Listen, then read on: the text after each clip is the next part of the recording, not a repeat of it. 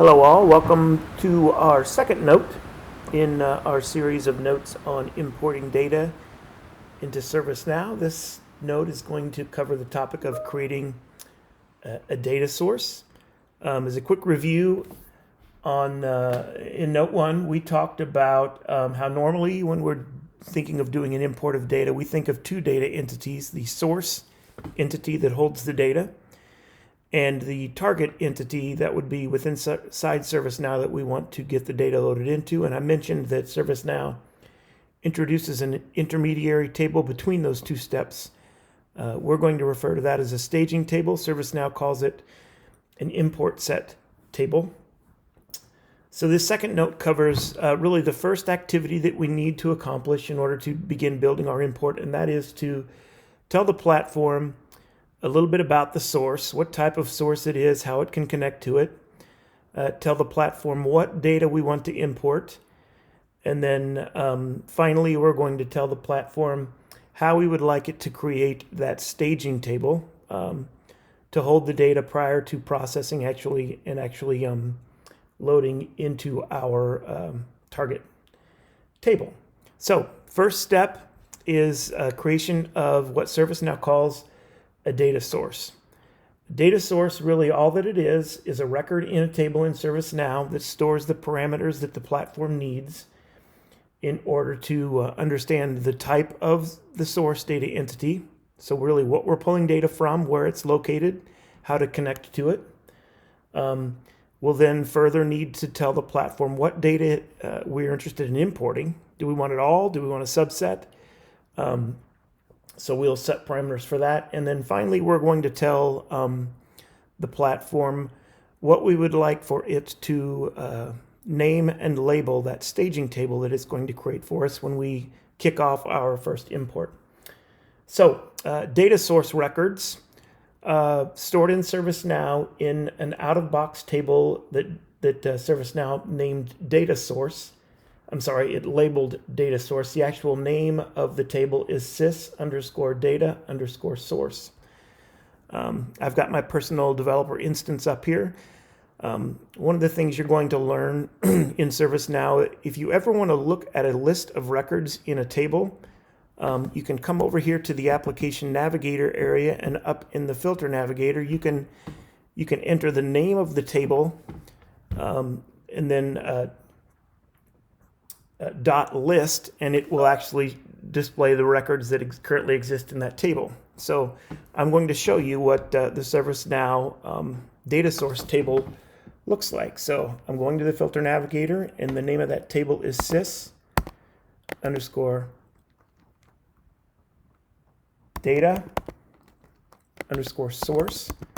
and I'm just going to say .list to see a list of the records in the data source table.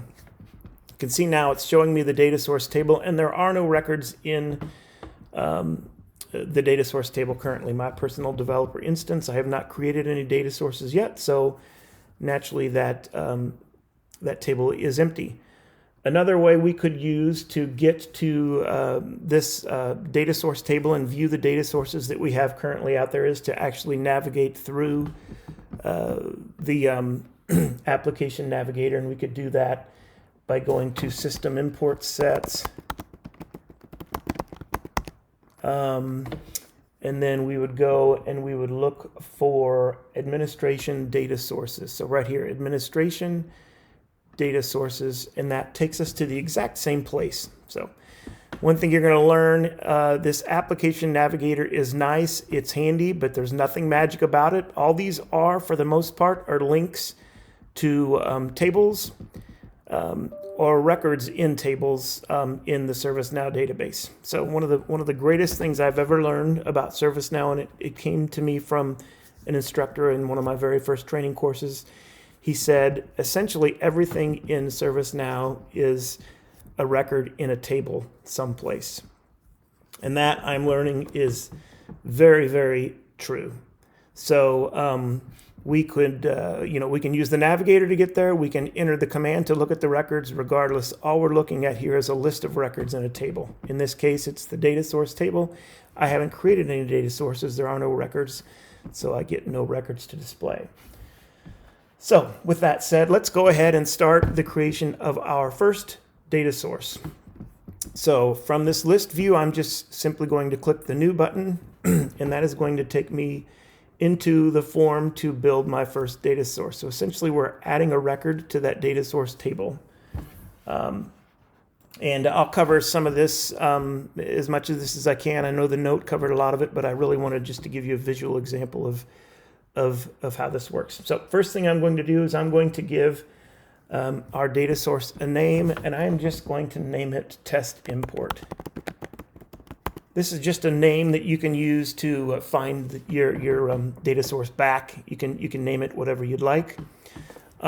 Next, these next two fields, the note mentioned that we need to tell ServiceNow how we want that staging table created when it creates that table automatically for us. And it allows us to choose the name and the label of that table. So we can refer to it however we'd like. So I'm going to go ahead and set the label of that table to be test import. And hit tab, and it is automatically going to populate what it would like the name to be, u_test_import. That's the actual table name for those of you that know a bit about relational databases. This would be the actual table name in the database. If you wanted to do a query against it, you would use u_test_import as the table name. The label is just a nice extra that ServiceNow provides for us, a sort of a looks good kind of name that we can give it. Okay. So we've told it what we want that staging table named. The next thing is to tell it a little bit about the data source that we are connecting and pulling data from. ServiceNow comes out of the box with the ability to connect to several different types of data source. You can see here the type attribute currently is set to file, but I'm going to go ahead and drop it down so you can see ServiceNow can work with JDBC compatible databases. So for example, if you want to connect to an Oracle database or SQL Server database, MySQL database, whatever your database might be, you could select that. LDAP, OIDC REST, and then a custom script could be used as your source of data. So I'm going to just show you a few of the JDBC ones. They're used pretty commonly. So you'll notice that when I select JDBC as my type, it now asks for a lot more parameters that it needs in order to locate and connect to that database in order to pull the data. Use mid server, I'm just going to mention briefly. ServiceNow needs to have a way of getting onto a corporate network if there's, say, a database that's running behind a firewall on a corporate network.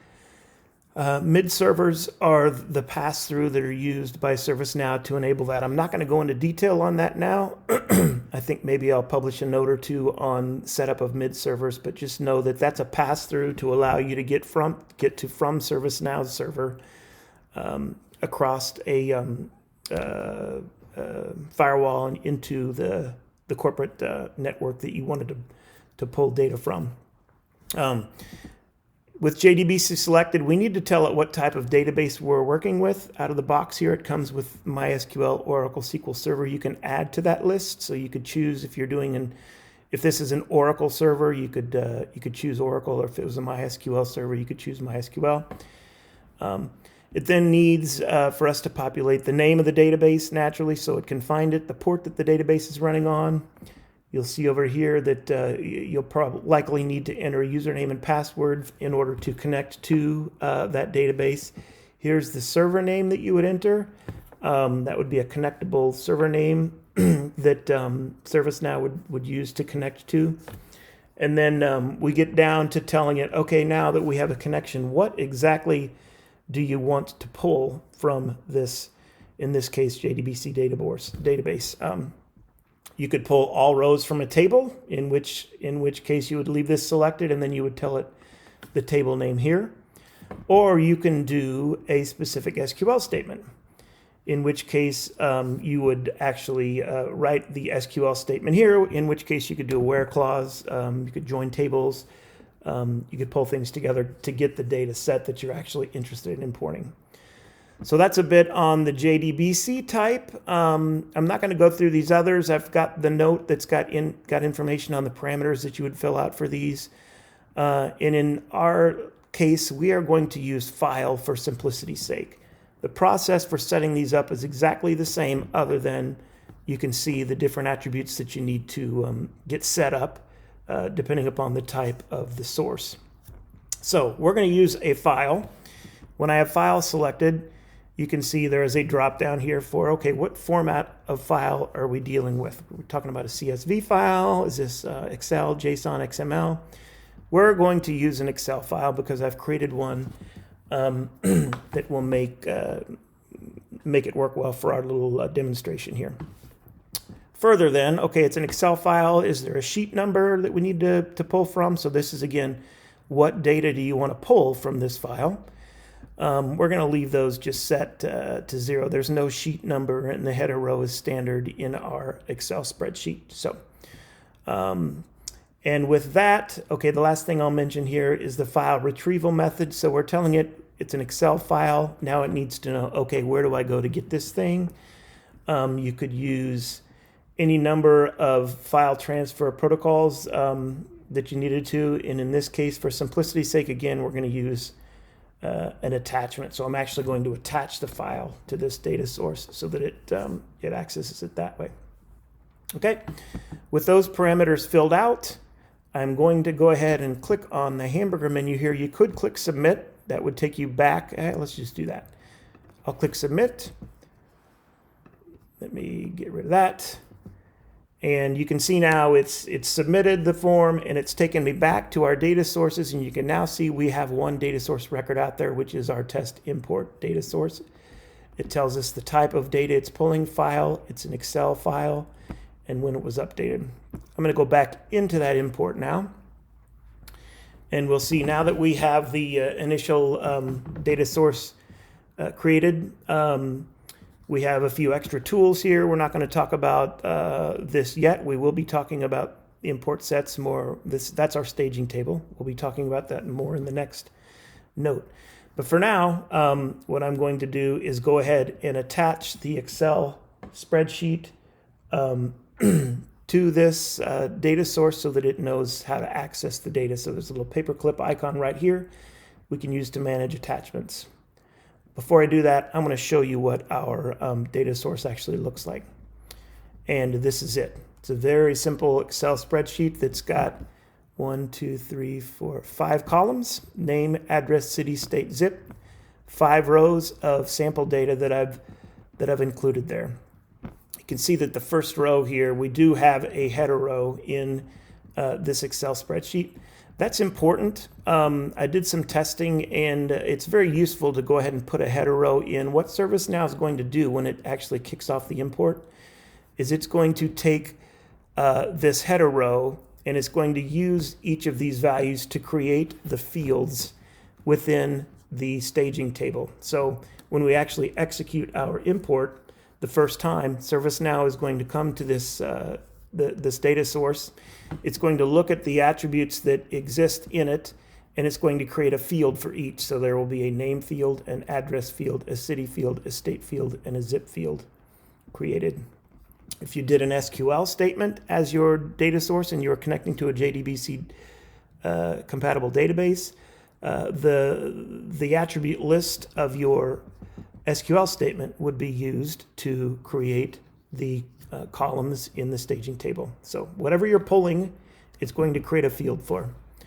Okay, back to our data source. I'm going to click on the icon here to choose the file that we're going to use as our simple data source. It's called test import. You can see our sample data there. I'm going to open it.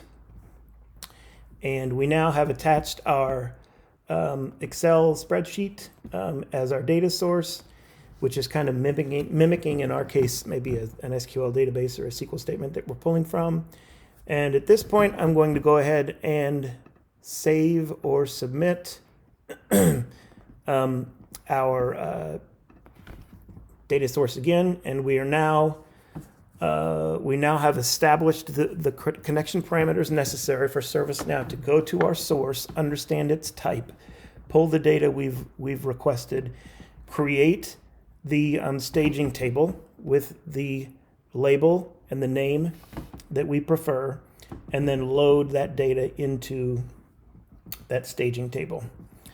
So that's it for this note. Next step will be to actually do a test run of this and then take a little bit of deeper look into import sets and our staging table and what ServiceNow does the first time you kick off an import and it loads data into the staging table. So looking forward to that, and I will see you all in the next note.